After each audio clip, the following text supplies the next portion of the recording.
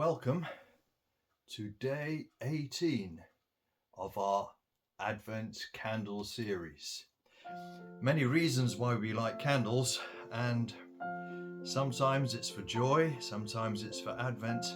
This one here with the hugs around it, angels holding hands like that, I'm actually lighting this one in memory, because sometimes life isn't just about the joy and the happy times. There is a sense of loss. It's 4 years ago since we lost my mother-in-law, Manuela, a lovely lady. She lived with us for the last 9 years of her life. Living in England, she didn't speak a word of English, but everybody loved her just because of her warm personality. That's my wife and my daughter from quite a few years back in Portugal.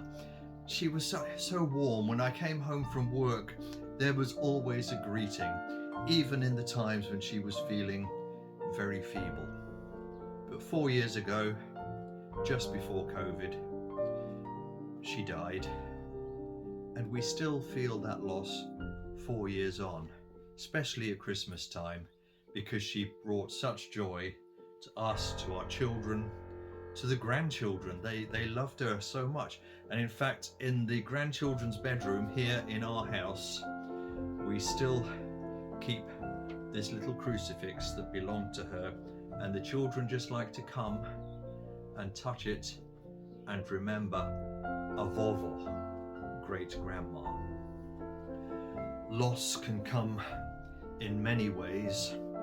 The loss of Manuela, the loss of other members of our family, of our friends, even the loss of health in our own lives. The reason I'm sitting on this settee, I spend a lot of time here because after Manuela died, it wasn't long until I caught COVID, and from that, long COVID developed, and I have to balance my energy levels, the amount I can exercise, the amount I can actually use my brain, and there's loss there that I had to give up the career I loved. But thankfully, I've also got family and friends and their support, and that's important at times like this. Came across a poem which I have found very positive and very helpful. It says, "On those days when you miss someone the most, as though your memories are sharp enough to slice through skin and bone, remember how they loved you. Remember how they loved you, and do that for yourself.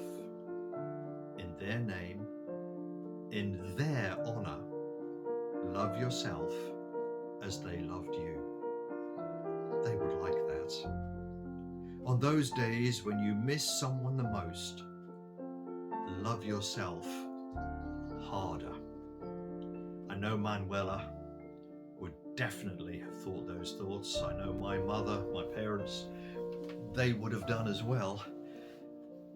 It's important to love each other, but when we light a candle, whether it's for Advent, whether it's for somebody that we miss, whether it's in remembrance, it doesn't hurt to give ourselves a hug, to pray, to have the good memories, but also, even in the season of Advent, to look for the future, because as the Bible concludes, if you go to Revelations chapter 21, the conclusion comes, "I heard a loud voice shout from the throne, 'God's home is now with his people. He will live with them, and they will be his own. Yes, God will make his home among his people,